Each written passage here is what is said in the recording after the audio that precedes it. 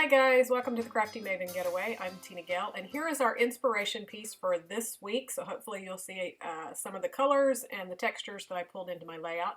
And it's Sketchy Saturday, so that's a look at the sketch that I chose to work with this week. And I had some leftover Christmas papers. These are from Cocoa Vanilla. And I was trying to put all of my stuff away, and I decided I thought I could get one more layout out of these papers. I love the Cocoa Vanilla lines, and the Christmas one is gorgeous, and I have all of the embellishments and things to go with it. So I went looking for some photos and found four of a Christmas a long time ago when my oldest was quite small and my second was not even born yet. So I'm going to work with those four photos today, so that's going to be quite a lot of photos on a one-page layout, and I know I get a lot of requests for more than one photo, so I hope you enjoy this one today. And I pretty much kept strictly to the sketch, so I've already cut all of my papers. Like I said, these were all kind of cut into, they were the leftovers after several layouts, and so I just wanted to kind of try to use them all up. I still have a few left. I think all of the base papers, I cut exactly like the sketch, pretty much lay them on exactly like the sketch. And one of the things that drew me to this sketch was the multiple photos that you could get on one layout, and it looked really nice, and also how they arranged the photos. Typically for me, with the four photos, I would have lined them all up and made another like square shaped with the four photos and put them on my layout. Very predictable, and it would have looked fine. In fact, I kind of played with it a little bit going against the sketch, but I really wanted to try to mix them up the way that the sketch showed for a little bit of interest, and also just to stretch me out of my box of always trying to do things straightforward and very linear. My family makes fun of me that I'm very linear in everything that I do and everything, I mean, just my thinking overall. So like I said, that was one of the reasons I was really drawn to this layout and wanted to do it. And in the end, I love just the little extra added movement that it brings to the layout, having the photos kind of overlap each other and, you know, going up and down across the page, and there's no straight lines in with the photos. So that's pretty much how they're going to stay. I had kind of put it all down, and then I was looking at the space that I had left over, and I really wanted that bottom left photo a little bit closer to the bottom of that green paper, you know, where just a little bit showed. So it was a little bit bigger gap than I wanted, so I ended up kind of pulling those up and adjusting the photos just a little bit. And that was just so I didn't have a lot of trapped space for your eye to kind of get caught up into. I knew that I was going to put these two little Christmas trees down there and the arrow, and I realized there is a little bit of green kind of like stuck in there, but it's because the green goes underneath the photos, I felt like that it was okay. It's not like it's really catching your eye and getting stuck down there. So as I mentioned, I have a lot of the embellishments that went with this collection from Cocoa Vanilla. It's called 'Tis the Season. This is an Australian-based company, if you haven't heard from them. And so they're not as easy to come across in the US, but hopefully more stores will pick them up because they're such cute, cute papers. So I had these wood veneer, and I'm going to use that Merry and Bright just as my title.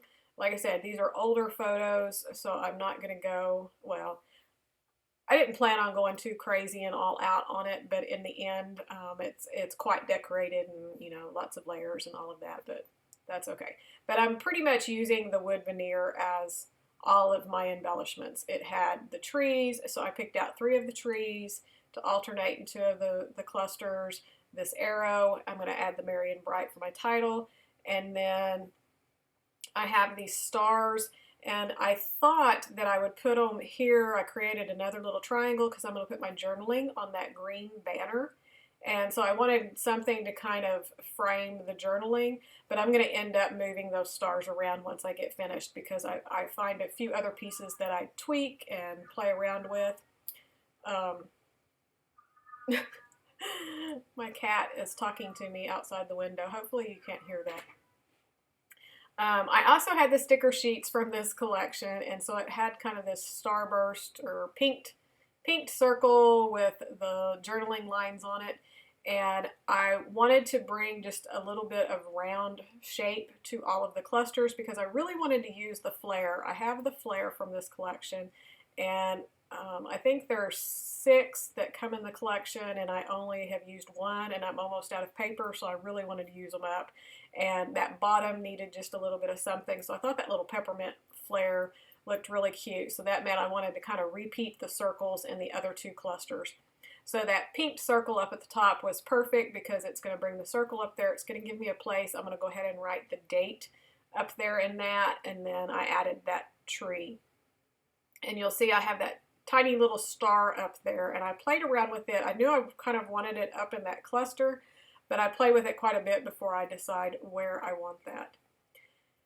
And then I'm going back over to the title in this cluster area, and I needed another circle to repeat that element, and I went back to the sticker sheet, and they had this one that has this poinsettia on it, so I thought that would be good. It would pull some of that red back up there because I had red in that top pink circle, and I have red across the bottom, so I needed just a little bit of red back up here in this cluster. So that was just a small little touch that really added a lot to that. And here I am kind of trying to decide what I'm going to do with that star. And the tree has a little tiny star cut on the top of it, but you really can't see it. It's not distinguishable at all. And when I stuck it up there, I really liked the looks of it. So I'm going to end up sticking it right on top of that tree where it kind of looks like it's on the top the way it should have been, but it's too small to notice. And then now I'm ready to kind of do my journaling. I'm also going to go to the top of the page and add some of the little banners. And I just took some of the scraps, and one of them's kind of off the branding strip. I'm going to ink them up, put those up there. I wanted to put them on my sewing machine and stitch across the top, but my sewing machine is just, it's never been good. It kind of looks good on top, but it's total mess on the bottom. It's a problem with the bobbin, and it's just, now it's just horrible. So I didn't really want to do hand stitching, so I ended up taking my journaling pen and just did some pin marks across the top of it. I'm also going to go and take my pen and kind of do my little rough drawing around all of the edges of the paper. And I think that's about it. Well, no, I still haven't moved the star because right now those 3 stars are still at the bottom. And when I added the banners, I knew I needed some other element back up at the top because the banners just kind of looked goofy up there with nothing else. And so I thought, well, a star would look good, but I didn't have any more stars. So I end up switching them around. I put the medium star up at the top and then pull that smaller star to the left of my journaling. So then I'm still keeping with all my different triangles, bringing the eye around. And yeah, and here is where I'm just kind of outlining the rest of that. I'm also going to take some Heidi Swapp Color Shine, and I believe it was the bronze that I used, and just splatter across in the top left and the bottom right, and a little bit where the journaling and stuff is, and just a few little spots up at the top cluster. And that's going to finish that layout. I hope you enjoyed this sketchy Saturday with the Crafty Maven Getaway. I would love to have you play along if you want to use the sketch that I chose. And if you would like to see more of my work, you can visit my YouTube channel at Tigger's Teachin'. All the links will be down below for it and my blog, Facebook page, Instagram, things like that, if you would like to connect with me and you're not already. So if you're not one of my subscribers, I'd love to have you come on over to my channel and subscribe to it. Be sure to subscribe here at the Crafty Maven Getaway. We have some really exciting things coming up next month. There's also a design team call right now, so if you are currently doing process videos and would like to be a part of the Crafty Maven Getaway, then be sure to shoot your application off to Hannah. We would love to have you. So here are some still shots of the layout. Again, thanks so much for watching. If you enjoyed this, I'd appreciate a comment or a thumbs up. Share it. Thanks so much for watching, and we will see you real soon. Have a great day. Bye.